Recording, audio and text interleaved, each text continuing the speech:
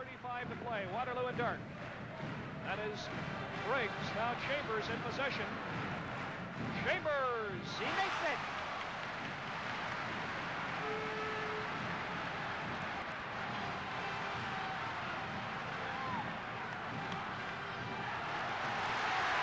And he throws it away!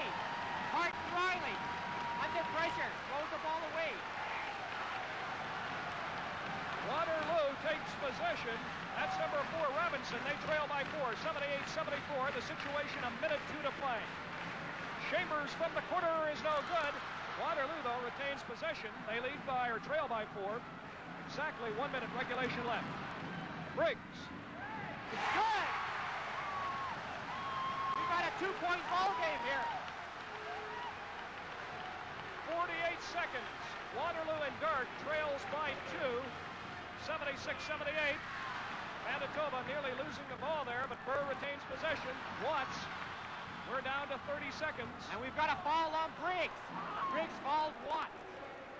All right, a very costly foul against Waterloo here. Now, if Watts can make 1 or 2 shots here, the pressure will be on Waterloo to come back and get 2 back. He makes the first one. All right, 79-76. Manitoba leads it. And they've changed the clock now. They have 38 seconds at one end, 30 at the other. And it's a jump ball between Freed and Gokins with 37 seconds to play. Well, they've changed the clock. They've changed it from 30 back up to 37. So with 37 seconds to play, Manitoba in white leads it 79-76. And they control, they lose it. Waterloo can still win this ball game. Coggins. Yes! Makes it!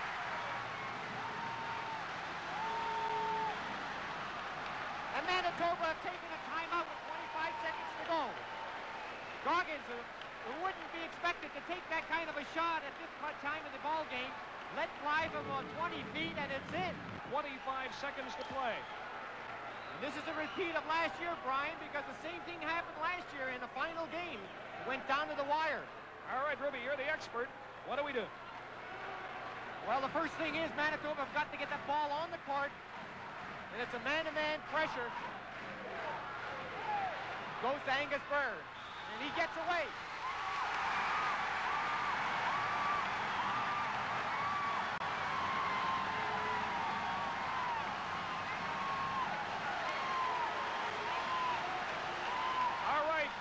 Traveling.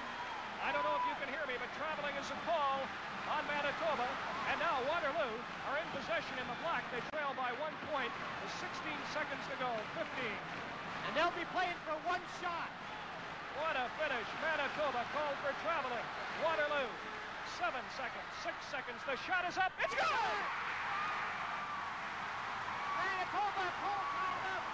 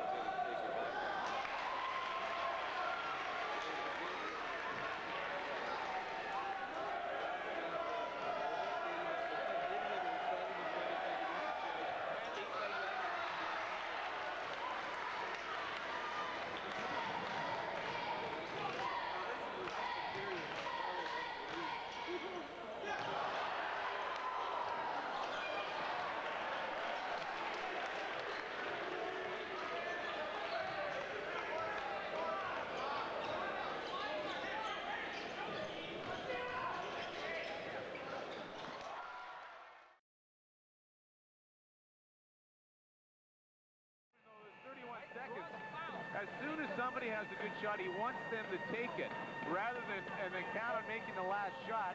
If you got a good one, take it, and then there's still time to either commit a foul or maybe get a steal. Don't rely. So he'd rather see a shot in the first 15 seconds, and it'll still give some time. Joe Uggams' basket has given the Bisons a 2-point lead right now. And we have 30 seconds left as Joey Vickery brings it in. To Art Coop. Westman cannot afford a turnover. Blaine Acton goes up and ties it. And while Acton was called on the foul, we're going to have a discussion. The basket counts. Basket will count. We got a charge. We'll shoot bonus. It'll be a bonus here. Great pass. Yeah, left it after. Basket will count. That was a super pass that time by Art Coop. Nice bounce pass down low. Smart play by Jeff House, and he's a good shooter. But still, there's 20 seconds left on the clock. Enough time. Even if Jeff makes both of them, enough time for Winnipeg to come down and score. And Bill Waidleg's going to let Jeff House think about it a little bit here as he calls another timeout. Let's see this time if we can maybe go into the Manitoba huddle. Let's hear what Rick Suffield has to say. Hey, bottom line right now, okay? Jeff hits the two. Jeff hits the two. We're in 2-2-1. Nothing deep. Don't even gamble anything in the middle or deep. Just one guy play the ball and let's get our hands up. Okay? So it's 2-2-1. If he hits one shot, it's still 2-2-1. Back to match. Because we're not just going to let him walk down and throw the ball inside. Okay? So we hit 2-2-1, back to match. Okay? That's what we're going to do. If he hits none of them, okay, 2-2-1, back to match, and we go. Okay, there it is. If he makes one foul shot, or if he makes both of them, doesn't matter. They're going to pick him up 2-2-1, full court. They don't want him to have a time to bring the ball up the floor and go inside. So what they're going to do is go full court, 2-2-1, back to a matchup zone that they've been playing for the last 3 quarters of the ball game. Sounds pretty simple, right? I caught it. I think he just should have said in any situation, whether he gets it, misses both, or gets one, 2-2-1. And it dropped. Whoa, a little luck there. 82-81, Manitoba leading. Yes, a little bit of a break there. This is a big shot. Okay, we see Manitoba 2-2-1. Winnipeg's ready for it. They got their full court offense. They got to get it up the floor. 14 seconds. Lots Vickery. of time. Lots of time. Blaine Acton, 9 seconds. Back to Vickery. Just got that one. 5 seconds on the clock. He just threw it at the basket, hoping somebody would be there, and the game runs out. Manitoba defeats Winnipeg 83-81 on 2 free throws by Jeff House. And he had Blaine.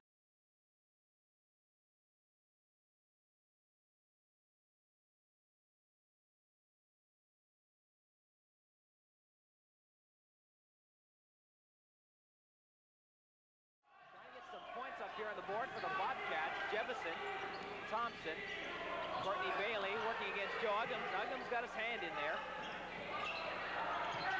Thompson, good move around Kaufman, but Brian Gray in there for the stuff. But Gray gets the call. Brian Gray throwing his weight around inside. You see a nice little reverse dribble this time by Donnie Thompson. Good penetration against the zone. He goes up strong, and Brian Gray says, you're going to take that straight back. Not the ball so much, but your body. Brian Gray is, first of all, he got involved with Bukic, and then just before that happened, he got involved with Johnny Carson. So Brian Gray is not backing down there for Manitoba. And he's not that small a guy either, 6'7", 220. Thompson, 1 for 2 from the line. I think it's kind of tough, you know, when you sit in the stands or you're home on television watching the game, you don't realize how big these players are. But when you're down here in floor level, you sure do. Terry Garrow. He's been hot from the outside in the second half, almost coming up with a steal. Courtney Bailey. Can't get it over Gray. Pajorski goes up. And Rick Lambert's got the foul that time. That's what Pajorski's good at, drawing the fouls. He dug out a tough offensive rebound that time, and he got a big foul. Brandon needs these 2 baskets right now, these 2 foul shots. As we have a look at it here, Bajarski gives a little pump fake, puts the ball down, backs out so he got a little room, and Brian Gray reaches in, gets a foul. Neil Enns also took Brian Gray out on that play after he picked up his 2nd quick foul in a row. Hey, Red Lake, Ontario, good fishing country up there, Joe. Now, are we talking what are we talking here? Walleyes? Walleye, trout, what do you know? That's right. And of course, when you go fishing out there this summer, you can always hire a pro. Right. 56-49. Manitoba leading as they make some changes. Jeff House also into the game. We were talking earlier about the men not having 3-point line in CIAU basketball. Well, this would be a great time to have it in. We get one team down a little bit, wants a big basket. Certainly be nice to have that 3-point in. Maybe we'll see it next year, hopefully. Hopefully. 14:09 remaining in the second half. And Courtney Bailey expecting Carson to move in. And this Bobcat team has certainly missed Marvin Russell. They have not been the same since he's been out. Yeah, they're really confused up top what they're trying to do offensively. Nobody, like Courtney Bailey, hasn't done a very good job coming in off the bench.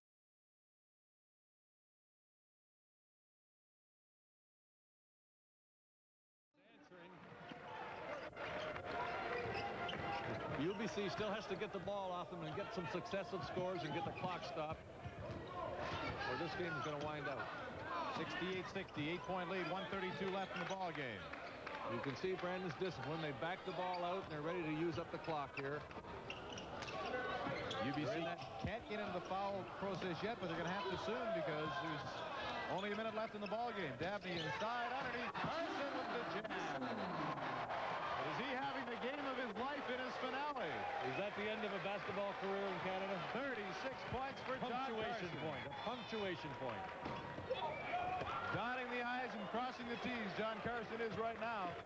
A one-man show for the Bobcats as they appear poised to capture their first CIAU championship. And the man who's led them is their 5-year veteran, John Carson. All spread out. Oh, that's offensive. That's a good call. Johansson all over his man, but it was Marvin Russell who eventually pushed off a little bit with the basketball. Here we go. It's very obvious. He just pushes him with his shoulder. Boom, right there. Now, Johansson's having his last game, too, and he's playing his heart out. You can see that it's slipping away, and he's just playing as tough defense as he possibly can. 3rd game in 3 days. Brandon loses John Carson, but it's Hanson and Johansson that go from UBC. So both these teams are going to have great ball clubs next year.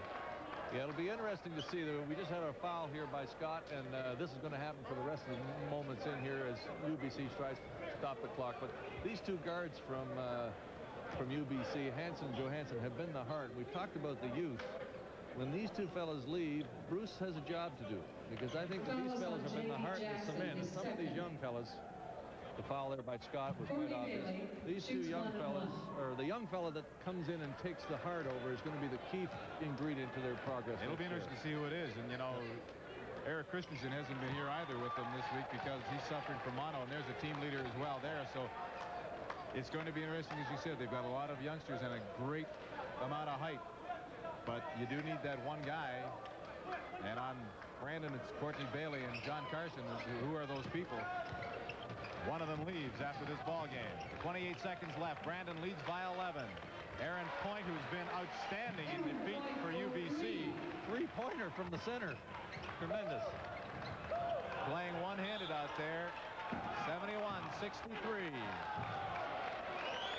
UBC have to take the fouls now to get the basketball back. A long walk down the floor for John Carson from 94 feet or less 15 to shoot this free throw. He's got a smile on his face of satisfaction. They haven't announced who the player of the game is, but I don't know in my mind if it could be anybody other than John Carson. Do we get a vote? John Carson will shoot 1-1. 36 points going to the line. Chance to make it 38 with 17 seconds to go, playing his last basketball game.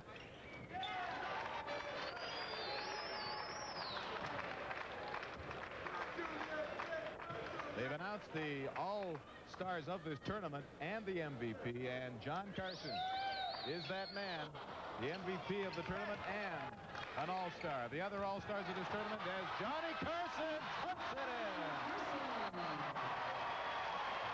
That's wonderful. That's just wonderful.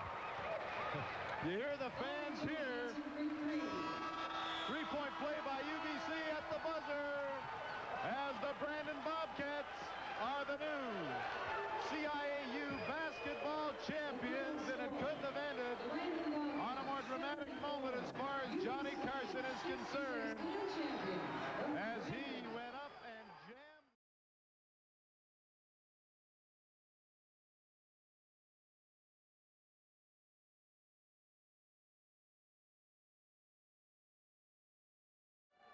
Being on that scoring table, It's a little bit of pressure. if there's pressure, and if there was a mistake, I think the other thing they could have done was hit the buzzer after the basket was made to call the officials over. Well, in this instance, that's not what we call, as an official term, correctable error.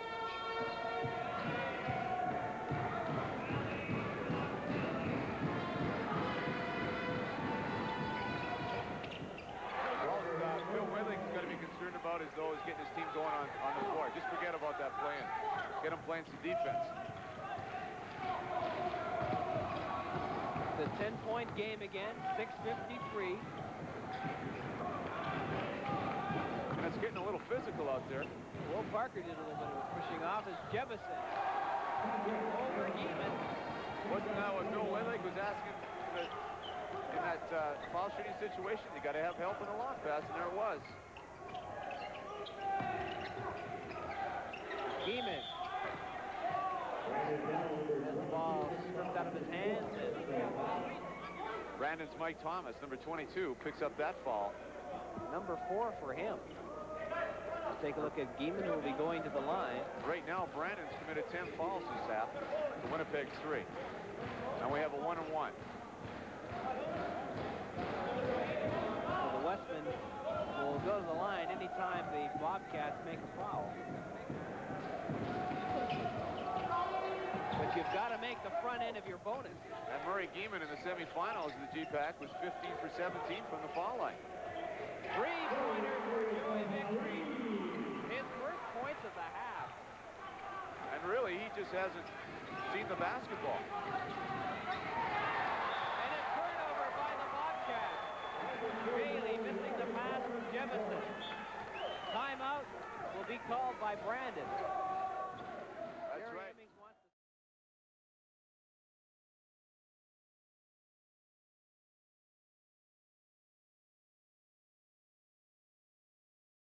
Put them back in the game. Brandon makes their foul shots. It's all over for Acadia. That one hurts. When they go in clean, you're going to accept it. When it rolls in, when you know, the Acadia coaching, you're looking for a mistake, and it rolls in, you're really annoyed.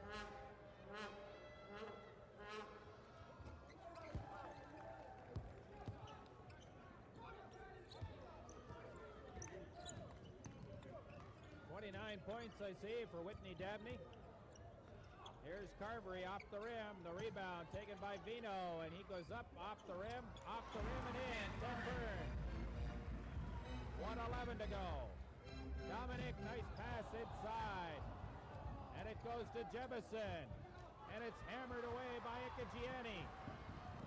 He's at three-point range. They've got to get some shots. Taylor tries one off the rim. It's controlled by Bujarski. And Carberry commits his third foul. Acadia foul, Tyrone Carberry. His third. 79-68. Brandon by 11. 55 seconds left on the clock. Frank Bujarski at line shooting 1-1.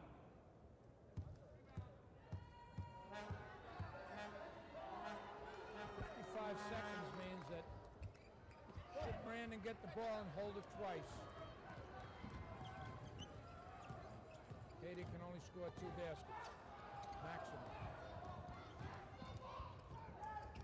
Bailey under pressure gets it into the corner. It goes back outside, and Bailey controls. for almost the four corners, spreading people out. One guy in the middle. Kicks it outside, corner inside. For a team that's playing in its 48th game of the year, the Brandon Bobcats don't show a whole lot of signs of being really tired. They're 23 seconds away from their second straight national championship. Well, let me tell you, it's going to be like you and I, Peter, when we get down to Florida and we have that big meal down there. I don't care how tired you are, you're going to enjoy it. And that's where they are now. They're enjoying it. Jerry Hemmings takes the time out, I think, more to rest his people than anything else. Out of North Carolina, came to Brandon after 2 years as a player at Lakehead University. Spent the Europe for a year, has been the head coach at the Brandon Bobcats for the last 15 years. I think we're going to see some new players in here. That's a good reason to call a timeout.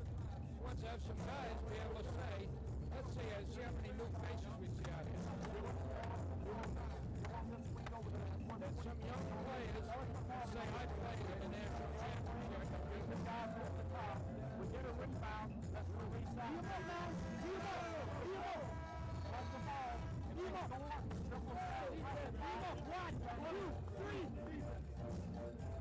There's a couple of dry uniforms coming out for this last 23 seconds.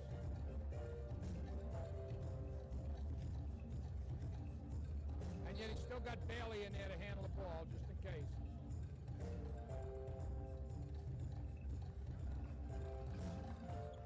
From the outside, off the rim, rebound, controlled by Jebison. Out to Bailey, long cross-court pass, and it goes out of bounds, and we've got 12 seconds left on the clock.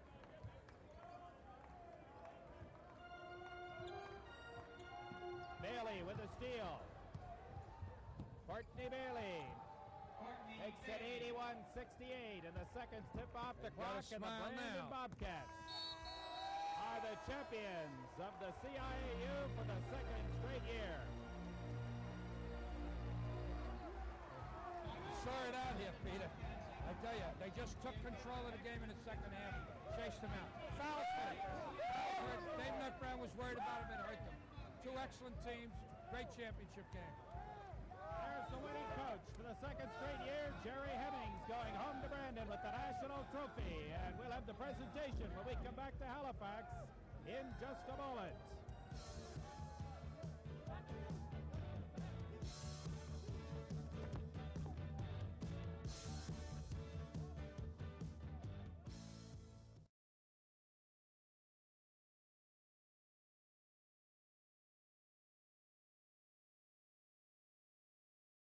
As long as it's a common foul, as long as they don't foul during the shot. He described his defense. I didn't get to hear exactly what he had to say. They're going to be playing probably a 2-2-1 full court press. They're going to try and trap in the corners and over half court. Let's see what happens. They're trying to bring it up, trying to bring him into a trapping situation. Delay it. Here's the trap. Missed it. Kevin Otwell, kick ball, new shot clock for Brandon. The Bobcats will control under the Victoria basket. Jeff McKay can't stay with Joey Vickery. Not on a running sprint down the sidelines. Vickery made that look easy. Vickery now working against Tom Johnson. The ball goes outside to Jebison. Brandon doesn't need to shoot. They're quite happy to run this clock down. Well, they're going to have to shoot, and Victoria's going to get that ball back with 10-12 seconds to play if they can stop them here, and they did. Traveling call against Brandon. Absolutely huge break now for Victoria. 22 seconds left in regulation time, and the Vikings can play to tie it. They could go for a three-pointer to win, but they don't need to shoot until time runs down. They talked about putting it inside to Spencer McKay, and they got to put it in there as soon as they can. And he's got it. Oh, what a block by Jebison. Off the rim, there it is. No basket. No basket. Apparently the whistle went underneath. Jebison made an absolutely huge block. We've got a foul coming up. We've got a foul. Brandon foul. Whitney Dabney, his fifth. Dabney, here's the play. Knocked that one away. That's the one they're complaining, but see, they should be playing. It goes back up, and Dabney commits the foul. So Dabney fouls out of the game with 4 seconds left in regulation time. No basket. This is great. This is a big, well, obviously, big play. We're talking about 4 seconds left to play, whether or not the ball went in the basket. I think we can look at that again, Peter. Comes down. He gets that ball up, and, well, I think he blocked it. I know that Vic was looking for the goaltending. He was right up there with it. Now, Roger Caulfield, the referee, gets in there and makes that tough call. We're using basketball, ice them, make them think about the importance of this foul shot, get a little chilly out there instead of warmed up. But, of course, he's got to make this first shot. 4 seconds left in regulation time. Brandon 74, Victoria 72. Bobcats led by as much as 15. And here's Kevin Otwell with the game on the line.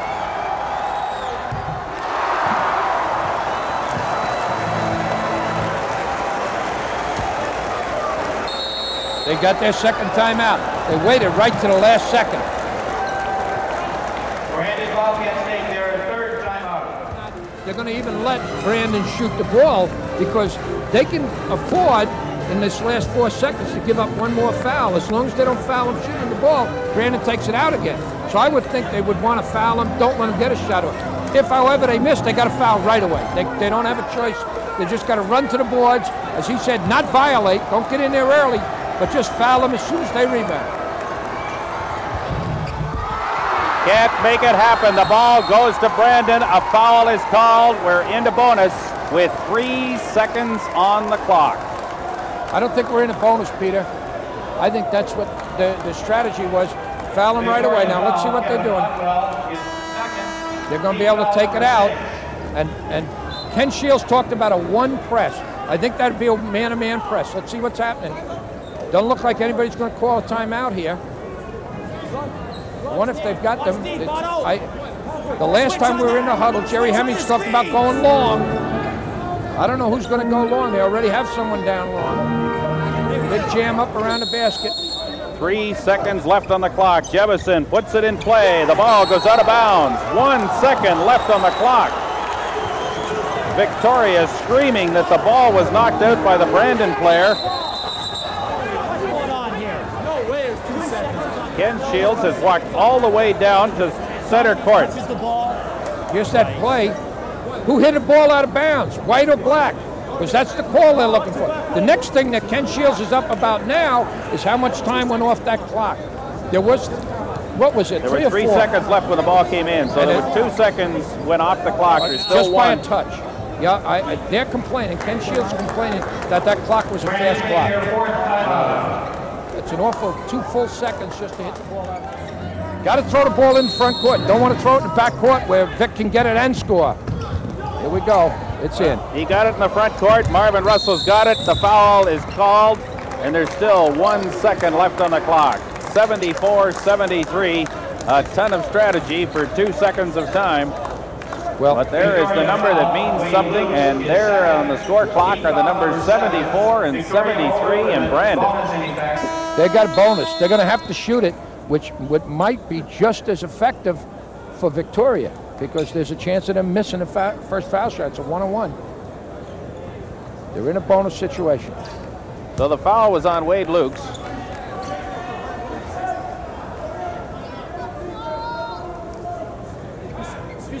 Well, the key here. Marvin Russell's going to the line. The key here is I don't see how. When we have 1 second up there, it could be almost 2. Not enough time to go to the length of the court. Whether he makes it or misses it, they've got the ball game. Oh, golly, I can't. He got the rebound. They called timeout. There's still 1 second left on the clock. Let's see who they have throwing it in. They've got Wade Lukes throwing it in. He's going to have to throw the ball 94 feet.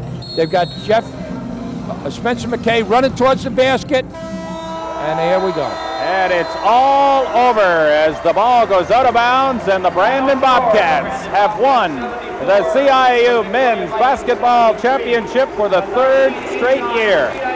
74-73, the final. Jerry Hemmings shakes hands with his staff and says that was a great, great final and a great way to win it. Well, we're not going to see any better basketball than that. And right down, and for all those year of the coach, all those young coaches watching, you saw what this is about.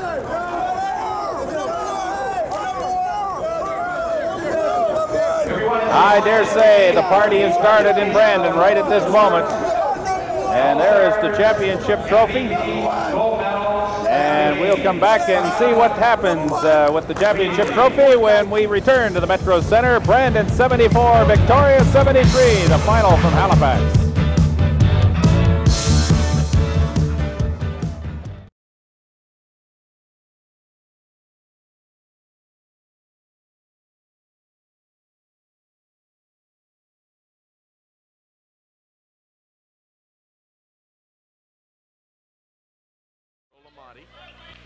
Andrea Hutchins, just a young bunch of players. And it falls for Cheryl Lamani, her first two of the game.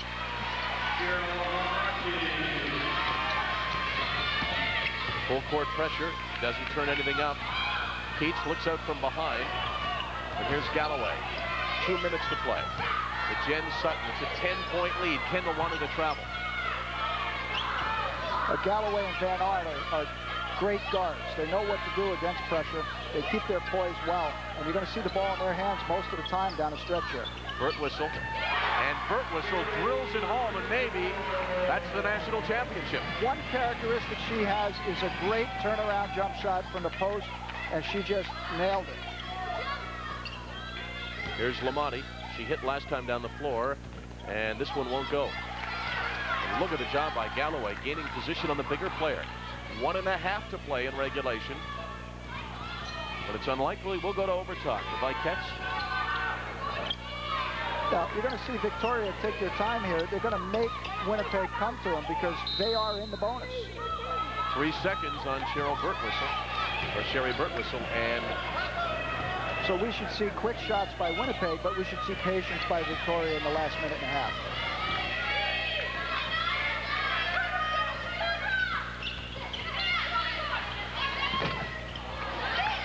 On fall, look at Keats aggressively pull it down, and they push it up the floor. Here's Sutton. Sutton's going to take it to the hoop, and number 9, Andrea Hutchins, had a hand. I'll tell you, that was a great move in the open field. She lowered her shoulder, and she was not going to stop till she got to the rim or until she got clubbed. She got clubbed, and now she gets on the foul line. An 80% foul shot. Veteran player Jenny Sutton, in her 5th year, will go out a champion. Well, that was one of her goals at the beginning of the year. She wanted to taste victory at the CIU National Tournament, and it looks like the gold medal is going to be draped around her. Do they hand out medals at these things? They hand out medals, trophies, all sorts of hardware. I never heard it referred to like that. As a matter of fact, they had beautiful rings for the championship this year. Well, she could put that around her neck on a chain. Well, she put that around her finger and wear the medal. Do they get medals? Oh, I didn't realize that. Yes, absolutely. You would know. How many did you win? Well, we have a few in the trophy case, Michael. Here's Carroll. She has really got a great release. I mean, all of a sudden, the ball's just gone, but unfortunately, it hasn't gone into the hoop in the second half. 37 seconds to play. The Vikets bring the ball up, perhaps for the last time, as they will win the 6th national championship for Kathy Shields. Good ball movement as they find Audrey Dennison down low. Well, it's been a great season, undefeated in Canada for the Victoria Vikings. 3 for Sandra Carroll, but it's much too late. Again, you go back to about the 11-minute mark when the Vikets turned a close game into a national championship. 5 seconds to play. And that's it. The Victoria Vikets have done it with a tremendous second half. Tremendous season, undefeated in Canada, 32 wins.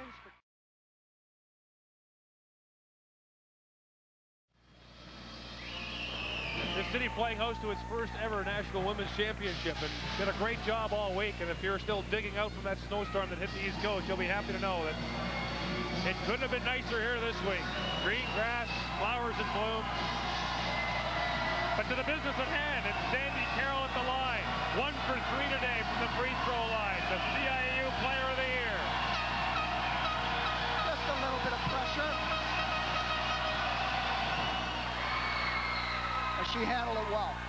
maybe the biggest free throw of her career, and a headbutt from Diane Zunic.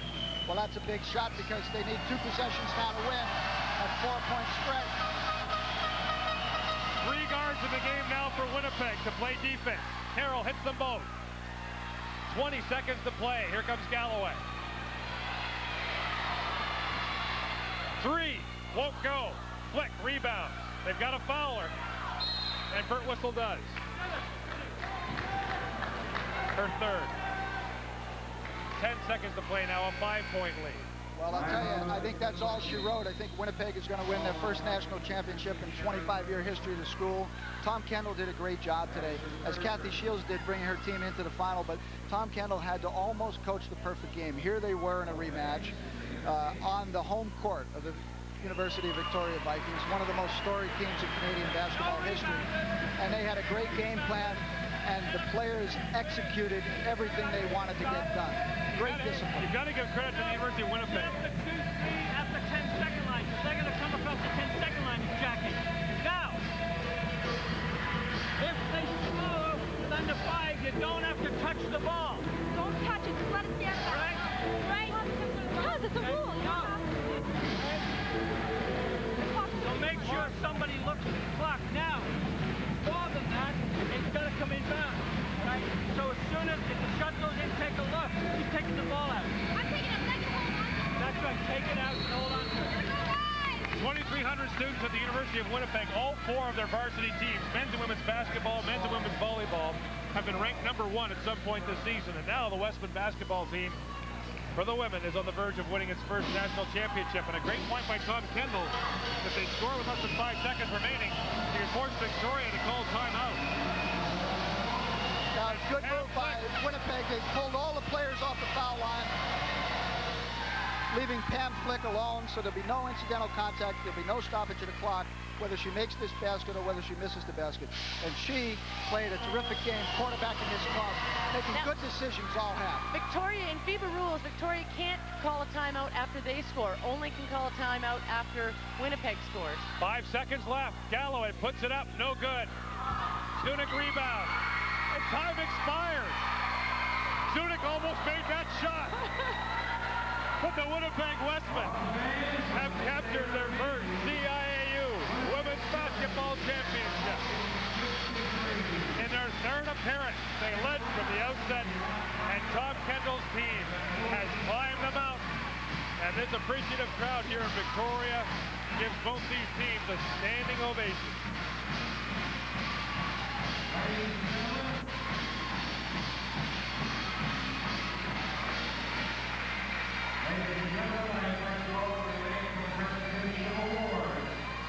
The Westmen are the champions, and we'll be back to see them crowned when we return to Victoria in just a moment here on TSN.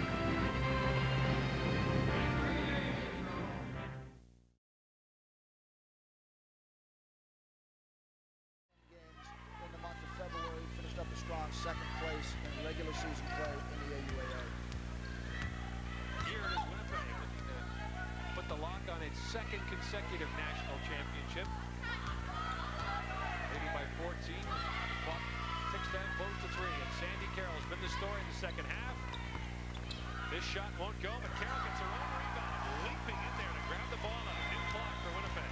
That's a great rebound. I mean, you can see Winnipeg, they're just delaying the game right now. They're going to wait till it gets down to 5-4-3 and then take a shot, and then everybody crash the boards.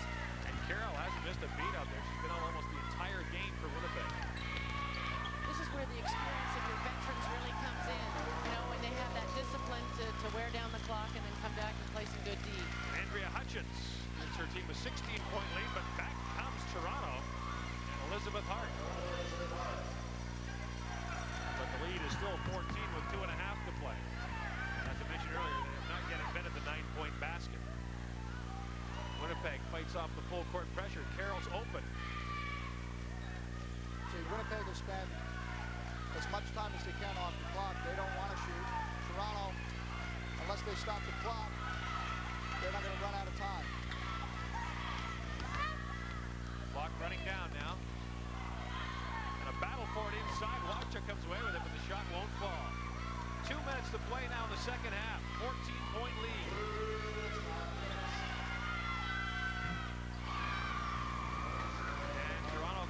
to 12. Well, she is a top freshman player. She playing right to the bitter end, getting experience here. It's going to allow her to come back and lead this team and be a vital member of this team and become a national championship to the CIU. Elizabeth Hart. Great player of the future. Spell that name H-A-R-T, but she plays with it H-E-A-R-T. Well, that's something that Michelle Belanger instills in all her players, I'm sure, where they come out and they'll dig deep right to the end. Sandy Kendall said, get the ball to her. Why not? She's hot. This Winnipeg team returns all their starters but one next year. And Sandra Carroll will be back for her 5th year of CIU play. Great news for all of you CIU women's coaches out there. I'm sure you're very happy to hear that. Heather Marlborough hits from outside. Well, maybe they'll get that 88 game winning streak. Sandy Carroll, 28 points in this half, 6 for 6 from the three-point line. That's the difference. Carroll doing it all now. She looks pretty comfortable out there now, doesn't she? The great player in the big game. What a great combination. She's tremendous. And in the second half, great player, big game, but second half, she turned it on when she had to and took this basketball game over single-handedly. Well, that's a sign of a great player. 25 seconds left on the clock. Ball tipped out of bounds. Winnipeg will get it back. And again, we've got an injured player on the floor. Tremendous play by Heather Marlborough, diving on that ball. Gordon, 5th year. This is the last game in her career. Will never give up. Tremendous credit to the program and to herself. Time running down. The crowd is on its feet. Fleck trying to get it inside. Gonna go back to Sandy Carroll. And she'll have the last hand on the ball. Why not? The streak that began October 24th, 1992 with a win over Alberta continues and carries Winnipeg to a 2nd consecutive national women's basketball championship.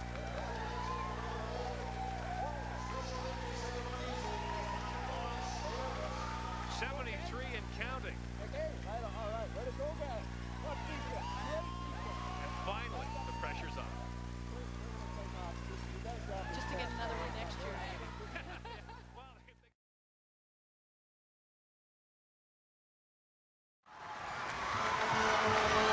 Big defensive series right here for Manitoba.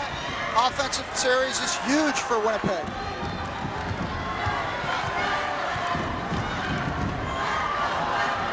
The key here, Peter, is get a quality shot. A steal by Johannesson against Heather Corby. What a great basket, a great basket. She went to the offhand. She's a left-handed player, goes to the basket and puts it up with the right hand. Tie ball game. Tie ball game, 62 all, 30 seconds to play in regulation. Johannesson's got 30 points to lead the University of Manitoba.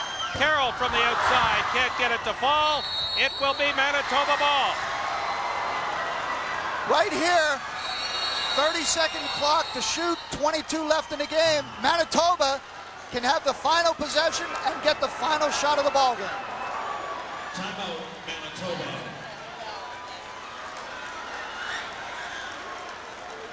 Well, we talked at the outset about how much the Winnipeg Westmen have responded when they have been challenged. There has been no challenge in 2 years that they have faced that is bigger than the one they face right now.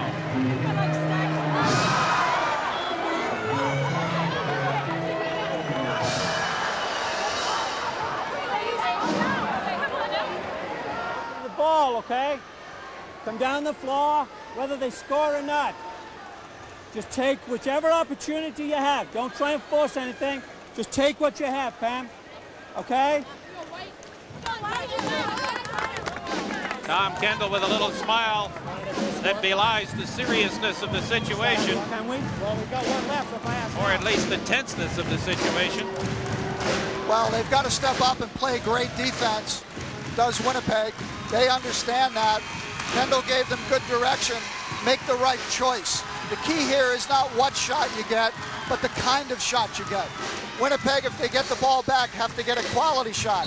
Now, on the other end of the floor, Manitoba is going to come at them, but they don't have any strength on the inside. So they've got to read the defense, first of all. Hey, hey, hey,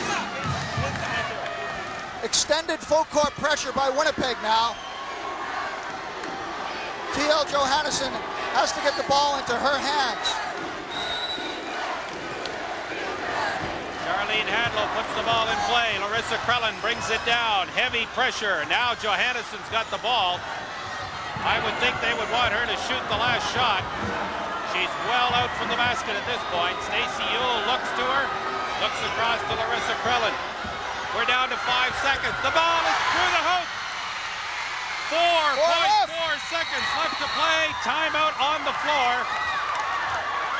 64-62 Manitoba, but the game's not over. 4.4 seconds left.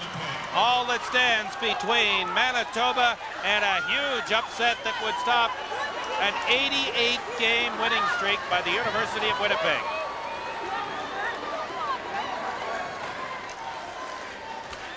Pam Krellin right to the basket, split the defender, used the backboard to her advantage. A great shot.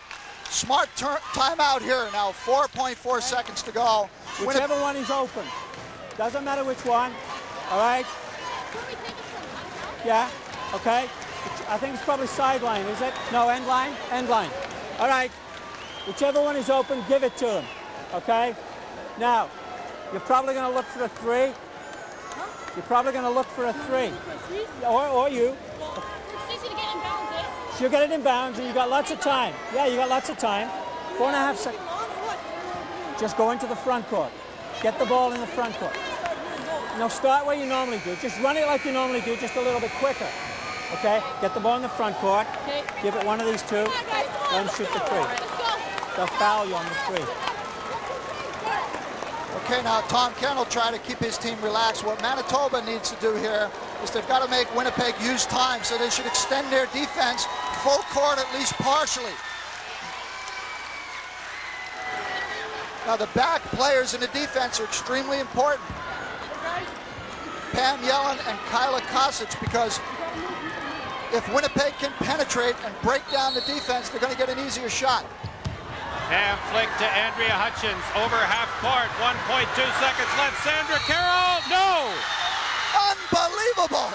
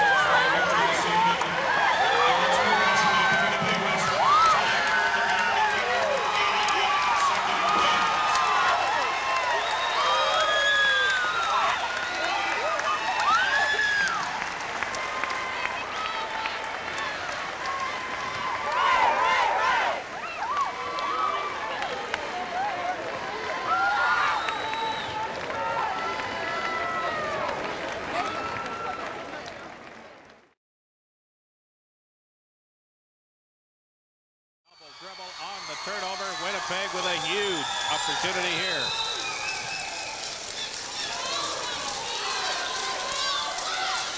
Andrea Hutchins.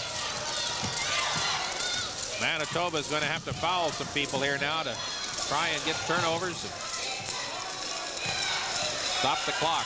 1:15 to play. Pam Flick works against Stacey Ewell. Hutchins takes a peek at the clock. 7 on the shot clock. Sandra Carroll. Marjorie Kelly guarding her. Up goes the ball. Off the rim. Neufeld tries to save it. It'll be Manitoba basketball. Ruled out off Lara Asplund. 55.9 seconds left. That far away from the third consecutive title for the Winnipeg Wesmen.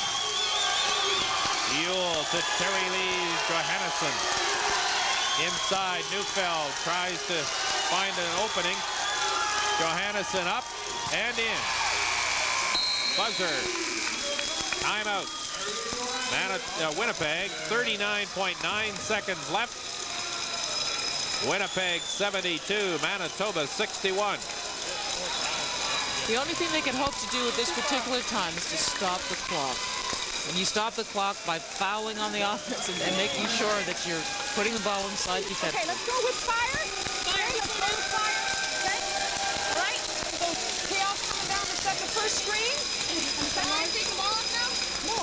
Stacy takes the ball up. You're on the You're in the same spot, TL. You're right here. You come down and screen. Okay. All right, Marjorie's coming out. Yeah, I know it's right, but I don't like it. Okay. Okay, Marjorie's coming here. You look for the three or you penetrate, okay? All right, if we don't have that, then TL, you're coming up here. You get off Stacy's screen. You're the next one, okay? You got the three or the penetration and the score, okay? But we're going hard on penetration, all right? After this, okay, after that, then we've got Stacy coming off this screen right here, okay? So just throw it number two. What happens if we get the ball inside? Can you back up? No, we score. Okay, come on. It looks like they're going to their offensive strength once more. They're looking to Terry Lee to save the day for them, but I don't think the day is going to be a Westman day today. What's interesting about this Manitoba program, they only have one fifth-year player and two in fourth year, so this is still a very young team, and it's a team that I think we'll hear more from in the not-too-distant future. Very young program, well-coached, good athletes, and more coming. Manitoba can be very proud of its basketball system, and the University of Manitoba can be proud of this particular team, even though this game is just about finished. 21.9 seconds left, and the Westmen lead by 11. So bragging rights in the city of Winnipeg belongs to the downtown school. And the party will be on at the Duckworth Center, I'm sure. Not too many provinces can say they have the #1 and #2 team in the country in the same city.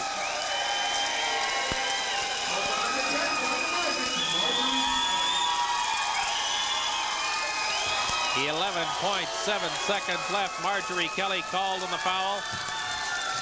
And the three-peat is up.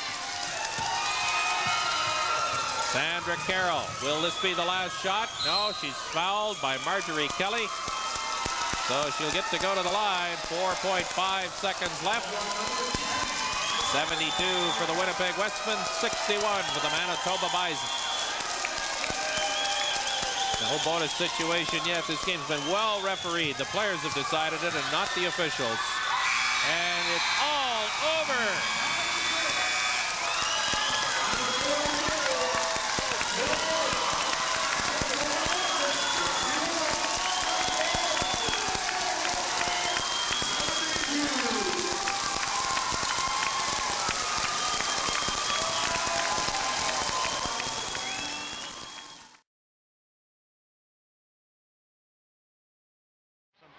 Might happen depending on what U of T does on the defense. If they execute cleanly here, they'll get the reception without the turnover. That's the purpose of all of that. What they've got to be careful of is they don't throw the ball long and then out of bounds. It goes all the way out of bounds. U of T will have to give a foul quickly here, and they do. They foul Demetrius Floyd as the ball comes into him. 21 seconds left. Brandon by 5, and Floyd will go to the line.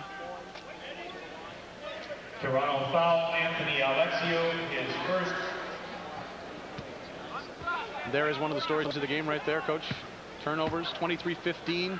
Toronto with 23 turnovers to Brandon's 15, as Anthony Alexio wisely is chosen as the one to give the foul. He just came into the game.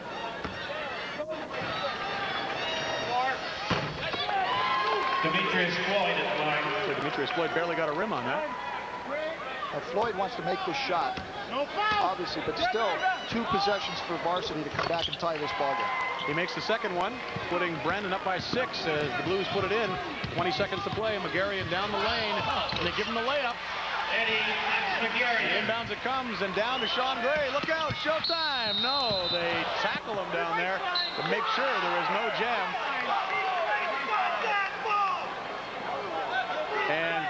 American company saying he got the ball. Sean Gray is injured, or at least is slow getting up at the base of the basket stanchion.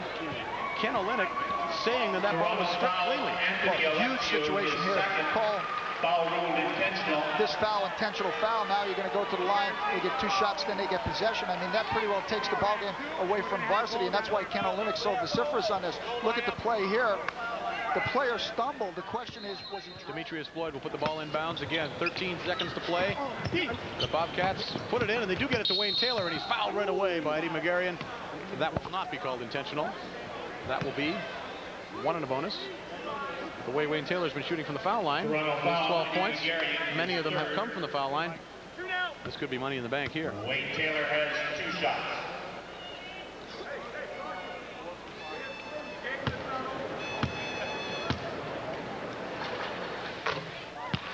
Knocks the first one down, 68-62 for Brandon, the 6-point lead. 12.5 seconds to go. Taylor looking relaxed and confident on the line. Doesn't get the second one. Dressler gets the rebound, loses it, and Ewan Roberts able to tuck it back up and in, and that will pretty much put the knife in the back of the Varsity Blues. Well, for the way Ewan Roberts has played this afternoon, that's a fitting way for him to end the afternoon. Andrew Ruff will try a desperation 3 at the buzzer, and it does not go. And the Bobcats are going to the national final. They know it. Jerry Hemmings going to the national final. He knows it. An 8-point victory over U of T.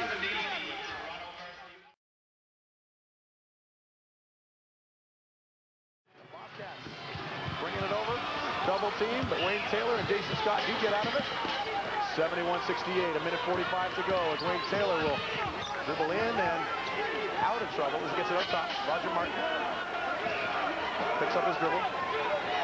10 seconds on the clock. Under 10 now. Demetrius Floyd will have to look for a shot here. No, gets it over Wayne Taylor. A couple of dribbles, clears himself with a shot. Rebound to Demetrius Floyd. What a rebound jam! This place is on its feet. Holy cow, Brandon is going nuts on the bench. That was an unbelievable jump on the follow-up by Demetrius Floyd. It's an NBA rebound jam, and that puts the Bobcats back up by 5. And a timeout called by the Alberta Golden Bears. We got to take another look at that one, Coach Haney. Great timeout by Don Horwood. That kind of emotion, he'll take it out of the crowd now. He wanted to stop, gather his troops. Watch this incredible move right here. Taylor shoots. Floyd comes out of nowhere like he's on a trampoline. I mean, he was up, elbows at the rim. That was a serious, serious jam. Got this crowd on its feet and certainly pumped up the Brandon bench. Wow, he was flying. Unbelievable. I don't know if anybody there got as high as Floyd, but they were giving it all they had. Did he ever lift the Brandon Bobcats with that play? Boy, just when the momentum seemed to have swung to the Alberta Golden Bears, you know, Greg DeVries hits a big 3, and they cut the lead to 3, and then at the other end, the clock winding down. Taylor bounces it off the front rim, and Demetrius Floyd flushes it with a rebound jam. He joined the team at Christmas. Was not part of their team when they went to Alberta and lost by 19. And he slashes to the hoop all game long. But boy, does he rise on this one. Look where he is. Right deep in the backcourt, 30 feet from the hoop, and he comes in and makes it 3 inches right over the top of the rim. I mean, he moved, he anticipated, he saw the alley, his instinct took him right to the basket. You know, he's played a tremendous team game. He has the athletic skill to perhaps take 15, 20 shots a ball game, but he's come into this program, distributed the basketball, added poise and leadership, and strikes at the appropriate moment. That was a phenomenal play. 1:07 to go. Alberta has the ball. Down by 5. They need a bucket quickly. Possibly a 3 if they can get the breeze free. This will be a 2. Nails it. He has the heart of a champion, Greg DeVries. The lead is 3, 73-70. Full court pressure. Ewan Roberts and Wayne Taylor will try to get out of trouble. Taylor dribbling well. Gets it over to Jason Scott, and a foul on Greg Sale as he was lunging after that cross-court pass. 46 seconds to play. 3-point Brandon lead, and they will go to the line. I'll tell you, those passes are risky. They stay in the air a long time. Greg Sale lost his balance, wound up fouling Jason Scott. These will be the biggest 2 shots this kid has made or taken all season long. Well, this is the kid, of course, that jacked an important three from the corner with about 3 minutes to play in the game when Vassell had fouled out. Brandon just 6 trips to the foul line today, 3 for 6, so the team shooting 50%. Jason Scott, a hometown boy from Brandon, on the line for some important shots, and he knocks down the first one. I'll tell you, he shot like he was relaxed. Keith Vassell happy that Jason Scott's stepping up to deliver the goods. 12 points today. Jason Scott over his average. He averages about 10. 2 big free throws and a timeout called by Don Horwood after that. The Brandon bench happy with the free throw shooting of Brandon's own. Jason Scott, 75-70, 5-point lead, 46.5 seconds left. Now look at the team play here. Jason Scott makes the shot. Is Vassell into this or not? He's trying to add rhythm to the motion of the follow-through. The Alberta Golden Bears and the Brandon Bobcats giving us a great national championship game here on TSN. Happy to bring it to you. Brendan Connor with Brian Haney. Alberta has never led this game. It's been tied 4 different times. Last time it was tied at 33. 4 minutes left in the first half. Yeah. Let's listen in to Don Horwood and the boys from Alberta. You sure? We're going to the other side. Then. Okay. Okay? So you go on the other side. Yeah, that's fine. He'll go to the other side. No problem. Now you know they're going to be running on him, so let's go in. Put him as a decoy right now, so we don't need to score immediately on the 3. All right? Then we got to get good solid. Try to stop him on the inbound. Yes. Let's go.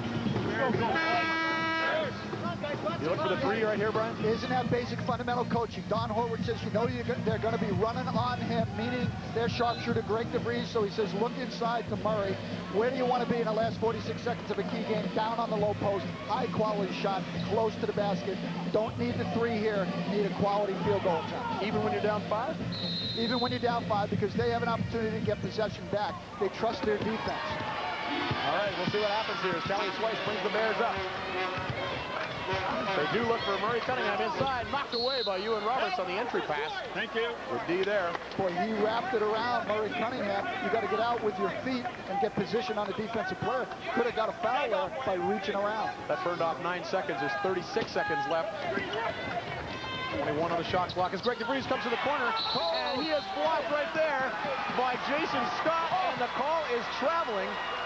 Great defensive play by Jason Scott, doing it at both ends for his Bobcats. You know, when you lose 2 super players, you got to have the unsung heroes step up. And Jason Scott, he's made the shots. Look at this. He challenges DeVries and gets the violation. Jason Scott waves his fist. He makes the 3, the 1-on-1 on the line, and now the super defensive play. Another timeout called by Alberta. So Jerry Hemmings and the Bobcats will get another chance to chat about this last 34 seconds. As you take another look, they had DeVries free. He's got the good form, but Jason Scott right with him. DeVries, the ball was slippery. He went up, he lost the ball. He didn't really have it blocked. He couldn't control the basketball, but it was the incredible pressure that Jason Scott put on him that distracted him that split second. Never really had control of the basketball. I think he changed his mind in the air, realizing that he would be blocked if he let it go. But regardless, Jason Scott with the excellent defense there. This is the guy that stroked those 2 foul shots a minute ago, hit a big 3 with 2 minutes to go. Greg DeVries would like to go out a champion. They have the national title, but so would this guy like to go out as a national champion. Keith Vassell and the Brandon Bobcats. Vassell and DeVries finishing off great university careers. And there are 34 seconds left in those careers. Alberta in a position here, they're extending their pressure defense, and defense can turn into a turnover and a quick basket. If any team has the ability to do it, it's the Golden Bears. They're not going to give 1 inch here. Bobcats ball, 30 seconds to play. Inbounds to Demetrius Floyd. To Wayne Taylor, and he will be fouled right there by Tally Swice. So they give the foul fairly quickly. 30 seconds even now to play. 5-point lead for Brandon as they go back to the line. Tally Swice is second. Team foul number 9. More big foul shots. You know, basketball championships are won on the defensive end of the floor. They're won on the backboards, but most of all down the home stretch, they're won on the free throw line. Wayne Taylor to shoot 1-1. Wayne Taylor, a good shooter. He's made some big shots in this tournament to get the Brandon Bobcats here. Very confident from the line yesterday down the stretch. great maturity, a great sense of leadership on that court. You know, I saw him give some instructions to Keith Vassell, the super player, first-team All-Canadian early in the game, and he did it with authority. He told Vassell, like, move to your spot. He really has taken command. Wayne Taylor hits them both, and that might just ice it for Brandon. They're up 7 with under 30 to play. The Bears come back down. They'll look for a 3 here, I presume. No, they're looking inside for Murray Cunningham. They get it inside. Peter Knechtel, who puts it up off the window, and then a quick timeout. The lead is down to 5. 20 seconds to go. 77-72. Knechtel's been a great player for them this game. During this timeout, we will take another timeout as the Bobcats look to hold on for the last 20 seconds. Back to Halifax on TSN. We're back here on TSN as the Golden Bears break their huddle. Don Horwood's given them some instructions in his last 20 seconds. They're down 5. Brandon has the ball, and the full court pressure will be on. Jerry Hemmings had a chance to diagram how he wants this ball to be put into play. Turnovers, quick shots, stop the clock. Those are the 3 things that have to be on the mind of the Golden Bears. They've got to create the turnover, stop the clock, and if they get possession, they got to shoot it quick. Ewan Roberts will call a timeout as the heat is too much for the Brandon Bobcats. Call a quick timeout, 20-second timeout. Rather than turn it over, they would rather do that, obviously. From the baseline. We go inside the huddle with Coach Jerry Hemmings. Get it over the wing. The referee was like 3. Ask him, can we do it? Sean Gray has fouled out of this game. We'll go back to the 1-4. As has Keith Vassell. Jason, you set the screen. Roger, D, you're over here. Rod, you're here, and you're coming back to the ball. D, again. Boom, you ready to go deep? Right? Now, listen, if we can get that ball in, we want it in the hands of free throw shooters, okay? Come on now, guys, let's go. Listen, we got 2 timeouts if we need them. Jerry Hemmings getting the job done in that huddle. Says they got 2 timeouts if they need them. On the other end, the Golden Bears have none. So if they score, they can't really stop the clock. Bobcats try again to put it into play. Ewan Roberts running the baseline, gets it into Jason Scott, and immediately the Golden Bears give the foul. Jerry Hemmings is hoping that it would be intentional, but it is not. Jason Scott will be in a bonus situation, 1 in the bonus. Lots of different things that can happen here. If this shot is missed, Alberta gets possession, they make a quick score, they can cut the lead to either 3 or 2 points, and then they'll set up that extended defense. Another interception or turnover, they can tie this basketball game. So nothing goes into the record book just yet. This guy has been clutch in the late going. Oh, that's the first one. Ice. I'll tell you, he has made some big plays in the last 6 minutes of this ball game. Jason Scott hit a big 3, hit a couple of good free throws, made DeVries change his shot, and he hits both these. And a timeout is called this time by Jerry Hemmings and the Brandon Bobcats. They now have a 7-point lead back with 18 seconds to go. Third timeout.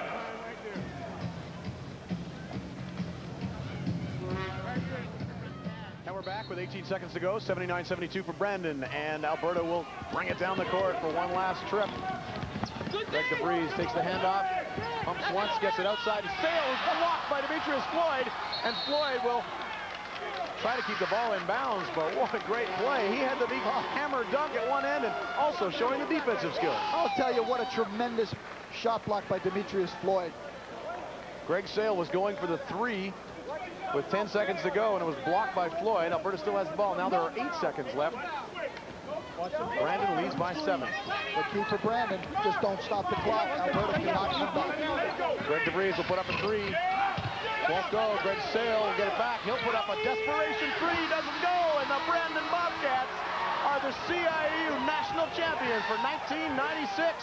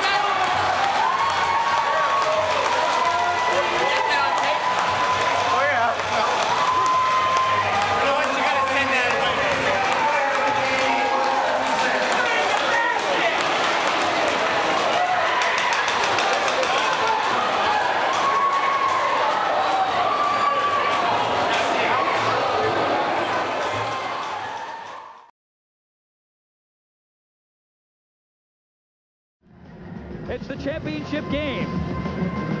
St. FX against the Brandon Bobcats. Knorr just hanging on there. Weaselhead marking him closely.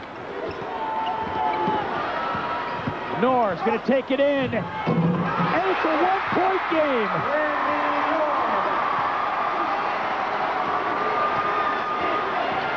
Weaselhead. Extended pressure defense here. Under 30 seconds to go. And the foul. 10-second violation. Unbelievable. Oh, Brandon simply playing defensive basketball on both ends of the court now. Losing all concentration on offense. Everybody in this building is on their feet. St. FX has an opportunity here to take the lead. They trail by one, 26.4 seconds to go. They can take the lead here. Knorr spins, puts it up. Yes! Oh! What a heart that player has, Randy Knorr. Timeout. And some of the ex-players wanted a foul call. Oh, it's heated. You bet it is. 15.1 seconds to go. And a one-point lead for St. FX. And Konchalski's got to calm his team down. Likewise for Jerry Hemmings. Steve Konchalski went near ballistic on the sideline. Look at the elbow right there in the throat of E.L. Adams. E.L. Adams gets knocked to the ground. Weaselhead's looking at the official to see if the whistle had blown before that action. No call. Steve Konchalski challenged the official so aggressively on the sidelines. Then he puts his fingers to his head, says to the team, keep your head, keep your poise. He's trying to get everybody calmed down. What can you say about Randy Knorr? Last two buckets scored by him. This one a tough fall-away, fadeaway. Hasn't been able to put anything together in this ball game until the last 3 minutes. The heart of a champion, the heart of this basketball team, Randy Knorr, gives X the lead. Nobody will talk about his pointless first half if that stands up as the winner. You know, and the shot he made before that, he penetrated to the goal, he evaded the primary defender, and he split two other defenders. Kept his poise, didn't rush the shot, made a nice bank shot off the glass. You can see why he was the two-time College Player of the Year in Canada. Randy Knorr, when he represented Langara College in British Columbia. 15.1 seconds to go.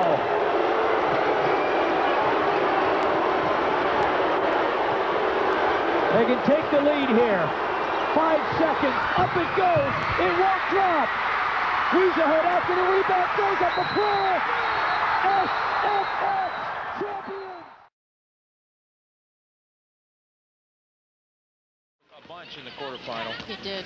And they really came on hard. And then I thought, you know, from a guy who played a little high school basketball, that they really played well against Simon Fraser. A gutsy performance. They did. Against a very powerful team. In that Memorial game, they had to contend with the nation's leading scorer in Janine Brown. Not an easy task. And of course, SFU, the formidable team in the tournament this year. Winnipeg will take the bronze medal. And you got to congratulate Brooke Bender. Her last game, she'll go out with a medal. Joanne Wells, what a game for her. I think that's the story of the game. Wells coming off the bench.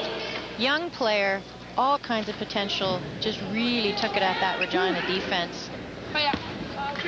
Joanne Wells, sister of Janet Wells, and she will have bragging rights for the entire offseason at home. Because she had some game. She did.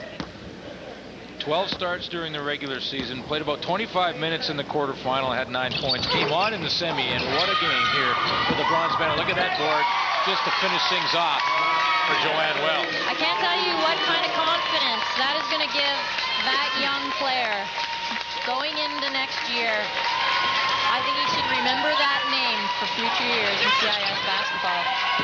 And at the other end, The Regina Cougars battled hard, but they waited too long. The Winnipeg Westmen have taken the bronze medal in CIS women's basketball.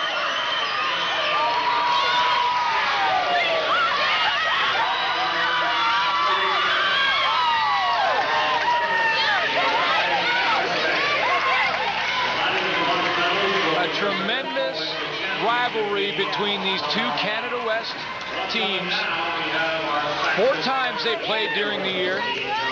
In the regular season, the Cougars beat Winnipeg 3 out of 4 times. But the third game went to overtime, and they lost the last game. And now, in this bronze medal match, it was all Winnipeg.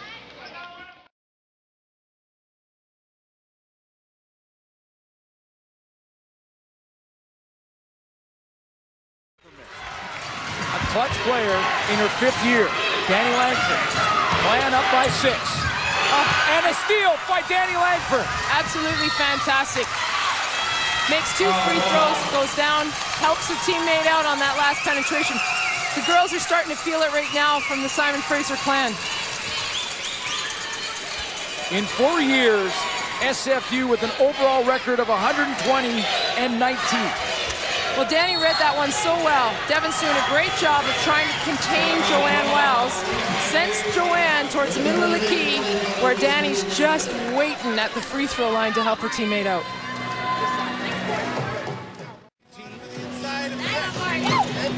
SFU with smiles in that huddle. Well, you can see Bruce turned to Morgan McLaughlin there, and you know she's been bailing them out here the last 45 seconds, getting it done on the glass. She had a nice inside look and converts, and then comes up with that offensive rebound.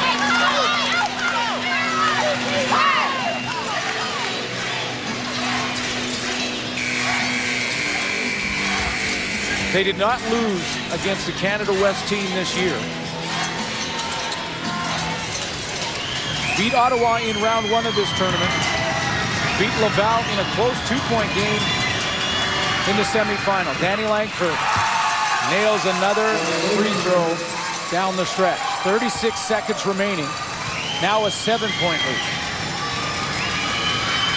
And Danny Langford's got herself a double-double. The biggest game of her career.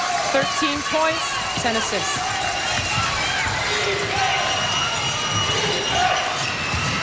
SFU has won the Canada West in 3 of the last 4 years. That shot is blocked.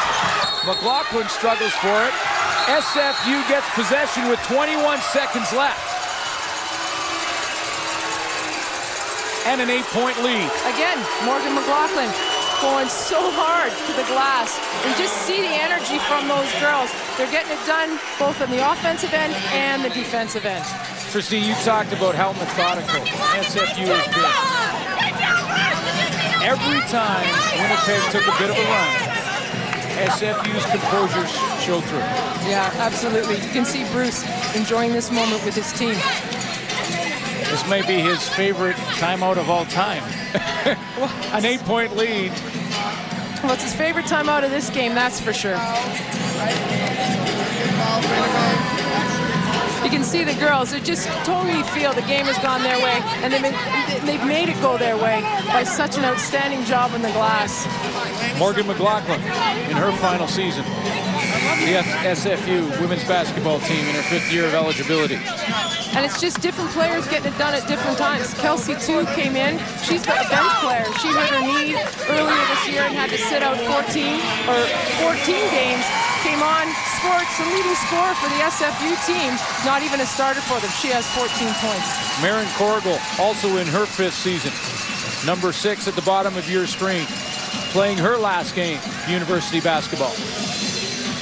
And of course, Danny Langford, the tremendous point guard. And look at this pass from Danny Langford all the way down the court to Lanny Gibbons, who may step in for Langford as the point guard next year when Langford goes and becomes an assistant coach with her dad. There you get a good look at Joanne. This has got to be disappointing for her. She's in her 5th year. Outstanding career. She could do nothing more for her team. 23 points in this game. 8 for 12 from the floor. Yeah, was absolutely outstanding. What a gutsy performance, not only from Joanne Wells, but from all of her teammates. 3 minutes ago, or just inside of 3 minutes ago, Winnipeg was behind by 2. Absolutely. They had come back from a 14-point halftime deficit, carried by Joanne Wells, the leader and player of the year. But SFU, the picture of consistency, every time Winnipeg made a run, SFU had an answer. Well, yeah, they had an answer from outside the arc. They had an answer inside against their zone. And what I was really impressed with SFU is how well they guarded today. Great transition D. Everything was real tough for the Stars from the Winnipeg Westmen. Well, the heir apparent at point guard, perhaps, for SFU, Lanny Gibbons on the line. Valuable playing time this year behind Danny Langford. And just, well, very likely, Bruce Langford in an article this year said that Danny will be an assistant coach. And there goes Joanne Wells, the player of the year, and she gets a standing ovation. Hey, she's been just outstanding. She came from the East Coast, from Bedford, Nova Scotia, to come and play for Tanya McKay, another coach from Nova Scotia. You can see a hug from her sister. Emotional time for Joanne. I'm sure she would have liked this game to go the other way. Her sister Janet Wells, who was a teammate until last year when Janet Wells moved to the assistant coaching position.